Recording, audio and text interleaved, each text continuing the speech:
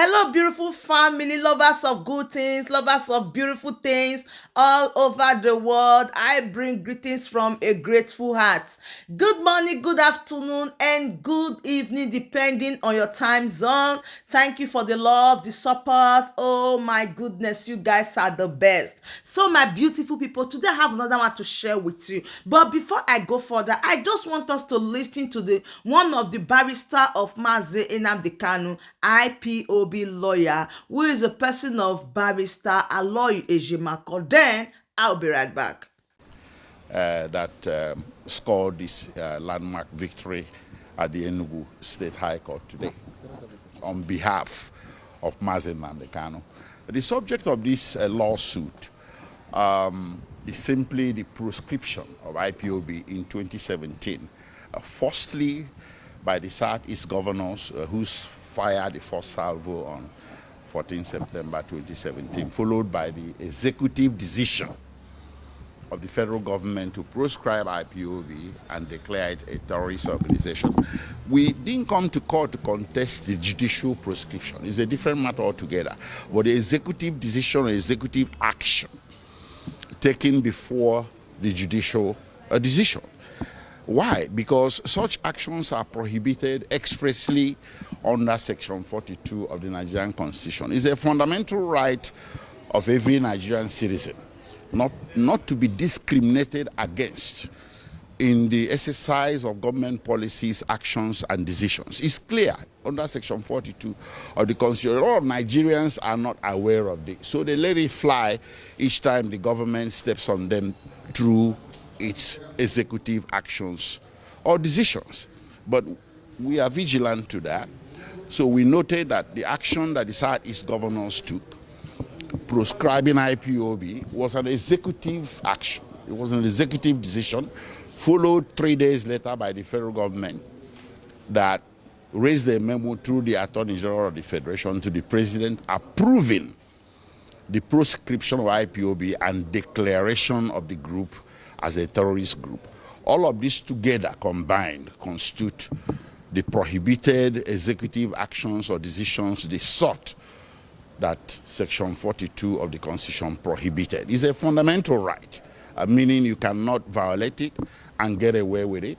It's a right that is inherent in every Nigerian, in all of us.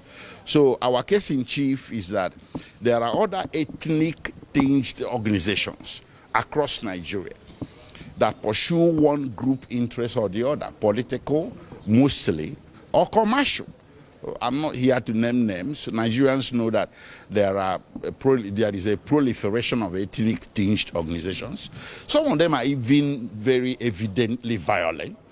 But the federal government never took any step at all to either proscribe any one of them or to declare any one of them a terrorist group. But it took this proactive step, supported by Southeast governors, in targeting IPOB particularly, because IPOB caters to the interests of the Igbo man and their cousins from the south side of Nigeria. There is no way of denying this. You can make all these allegations in the media and in beer parlors and everywhere, but if you don't take them to court to be adjudicated, they will remain mere allegations. So we decided that the next best thing to do, that instead of debating this in the public, let us test the authenticity or the wrongness or rightness of these actions taken against IPOB in court, and we did, and we prevailed today, to the glory of God.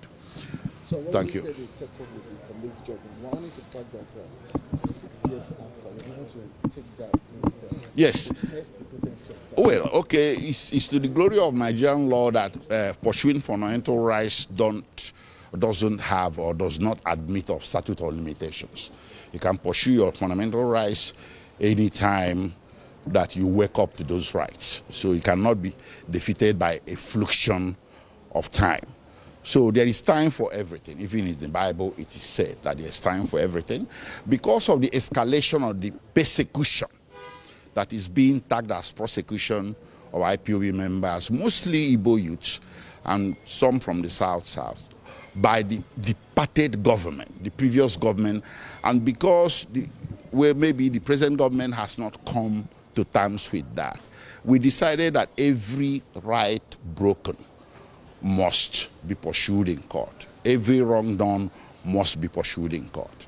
Finally, out of the 7 days, one to three granted, they even want to be ahead. So what would you say? They wanted out to for the court for him to mediate the appeal at the Supreme Court, which this court said it doesn't have jurisdiction. Yes, of course, we are lawyers, so we are going to go for the whole hog. So we asked for a whole lot of reliefs, including stopping the prosecution of Mazi Nnamdi Kanu, and it's grantable, but the court declared that it doesn't have jurisdiction to do so. But it proceeded to graciously grant the reliefs that in its wisdom, it felt it has jurisdiction to do so. Number one, it declared as unconstitutional and as a violation of the fundamental rights of Mazi Nnamdi Kanu that action of proscription was taking, proscription and declaration of IPOB as a terrorist group violated Section 42 of the Constitution. That's a big win. And then secondly, the judge upheld our argument that self-determination is not a crime and therefore cannot ground. So my beautiful family, this is a great news. It's a beautiful one. It's a super one to Mazi Nnamdi Kanu, IPOB family, Biafrans worldwide, and every other person that believes in freedom, oneness, and unity. But do you know why people are not talking about this? Because they've lost hope, trust when it comes to the Nigeria court judgments.